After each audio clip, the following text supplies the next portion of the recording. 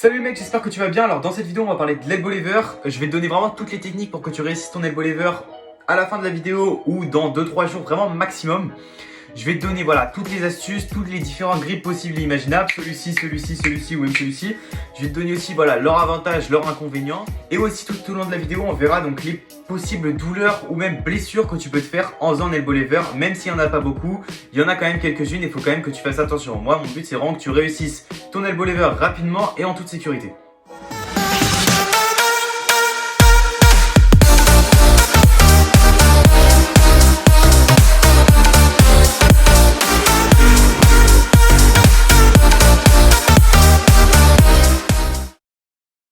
Bon alors tout d'abord moi je te conseille de t'échauffer. Effectivement ça va peut-être pas être ta partie préférée mais c'est tout aussi important que l'apprentissage de la technique finalement.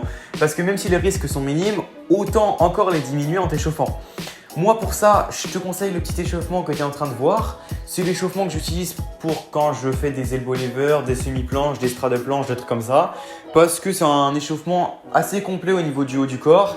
Bon après j'ai pas fait les hanches ni rien mais t'en as pas trop besoin pour l'elbow lever.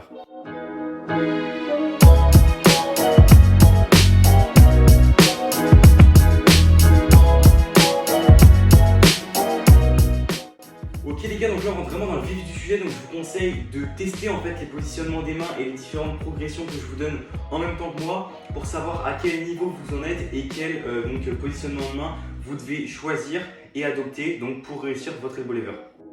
Donc alors la première position de la main c'est celle avec les doigts qui pointent vers le haut. Je te conseille pas trop de la faire parce qu'au début ça risque d'être douloureux si t'as pas l'habitude de faire du street workout ou donc de la gymnastique ou un sport comme ça qui te creuse les poignets. Toutefois si tu veux la faire, sache qu'il faut que tu pousses fort sur tes doigts quand tu te sens partir vers l'avant et que tu essayes de les lever et de lever ta main du sol en fait quand tu te sens partir vers l'arrière. Ensuite on va passer à la position que moi personnellement je préfère moi-même quand je le faisais. Pendant un temps je le faisais vraiment très souvent, du coup voilà, c'était cette position là que j'adoptais. Pourquoi? Parce que tes poignets en fait, il va y avoir une demande beaucoup moins forte dessus. Parce que oui c'est vrai qu'il faut pas oublier en fait tout ton corps, et tous tes kilos ils reposent donc sur tes poignets. Donc il faut vraiment adopter la solution qui te paraît la mieux. Donc là effectivement il va y avoir besoin de beaucoup plus d'équilibre, c'est ça un petit peu le souci. Donc alors si tu veux adopter la même technique que moi, je te conseille fortement de pousser sur ton pouce et ton index lorsque tu te sens partir vers l'avant et de pousser fort sur ton majeur, ton annulaire et ton auriculaire lorsque tu te sens partir vers l'arrière. Et donc vient la dernière position au sol, parce qu'après il y en a une sur les barres, donc voilà, que tu peux trouver, c'est celle avec les doigts qui pointent vers le bas. Donc effectivement ça va te demander par contre beaucoup plus d'équilibre que les deux autres, et voilà, une meilleure gestion de ton corps dans l'espace. Mais c'est vrai que vraiment tu vas rien sentir dans tes poignets quoi. Donc vraiment ça c'est vraiment aléatoire. Par contre la méthode pour rester en l'air, moi ce que je te conseille c'est quand tu te sens partir vers le bas et essaye de pousser sur tous tes doigts et puis voilà. Donc après si tu préfères les barres au sol, c'est ton droit, tu peux aussi le faire sur des parallèles ou des parallettes, c'est toi qui choisis. Moi j'ai décidé aujourd'hui de le faire sur des parallèles pour que ce soit plus facile à te montrer, mais voilà. Donc la prise que tu devras prendre c'est une prise donc en supination. Pourquoi? Pour vraiment bien pouvoir rentrer tes coudes dans ton ventre, ça je te l'expliquerai juste après.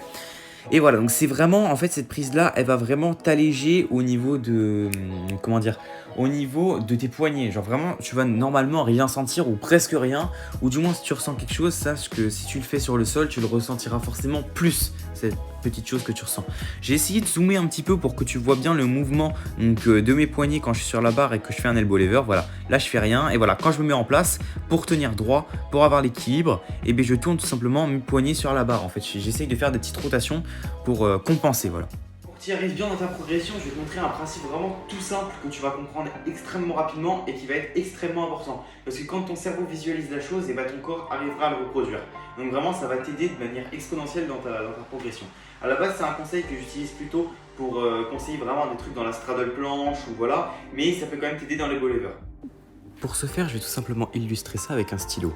Si je prends le stylo à l'extrémité, forcément pour le lever de manière droite, j'aurai plus de mal et ça me demandera forcément plus de force dans les mains. Si je le prends un petit peu moins encore à l'extrémité, c'est la même chose. Ça me demandera encore de la force dans la main pour le lever. Alors que si je le prends parfaitement au milieu, comme tu peux le voir dans cette vidéo, ça me demandera une force minime. Donc voilà, toi en fait, il faut bien te dire que tu es comme un stylo en fait. Quand tu vas faire un alignement parfait, donc quand tes poignets et tes hanches vont être parfaitement en alignement, ça va être beaucoup plus facile pour toi de te soulever et donc tu vas moins ressortir ton poids. Donc alors le principe de l'elbow lever, c'est bien évidemment de rentrer ses coudes dans son ventre, hein, sinon c'est plus un elbow lever, c'est une semi-planche et ça demande beaucoup plus de force les semi-planches.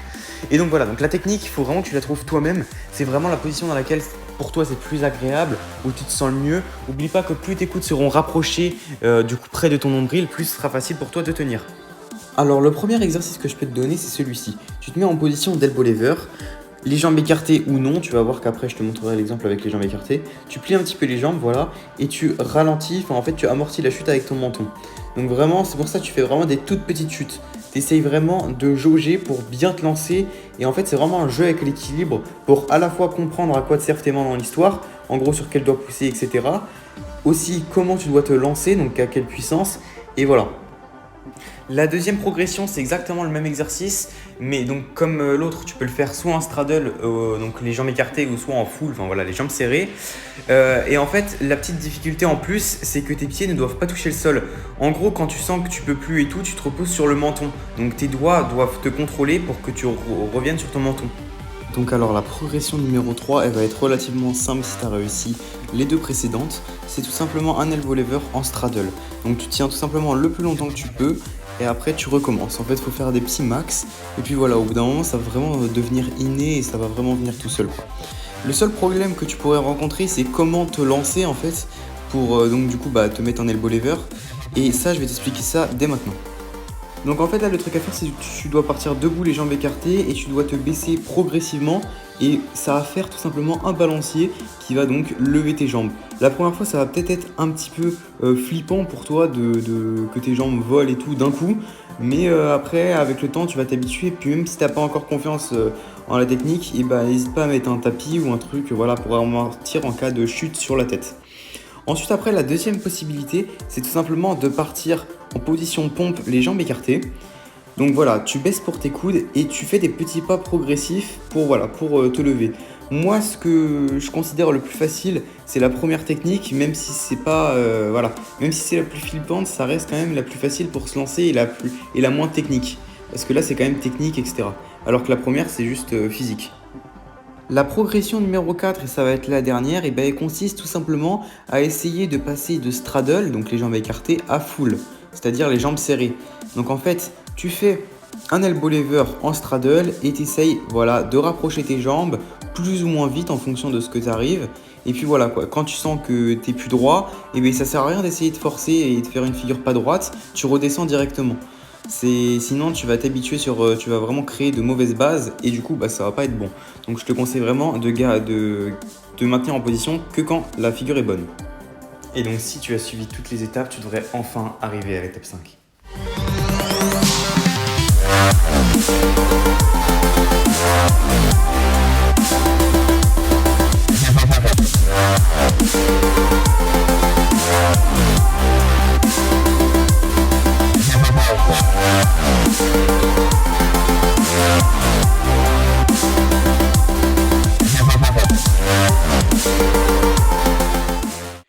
Ok les gars, donc alors normalement si vous êtes passé progression par progression et si vous avez fait vraiment toutes les techniques une à une que je vous ai données, vous devrez arriver à l'elbow lever vraiment final, donc la progression numéro 5 comme je vous ai dit dans la vidéo, dans vraiment peu de temps, donc soit à la fin de la vidéo, soit dans 2-3 jours vraiment maximum, parce que c'est une figure beaucoup plus technique que ce qui paraît et où les prérequis musculaires sont vraiment minimes en fait.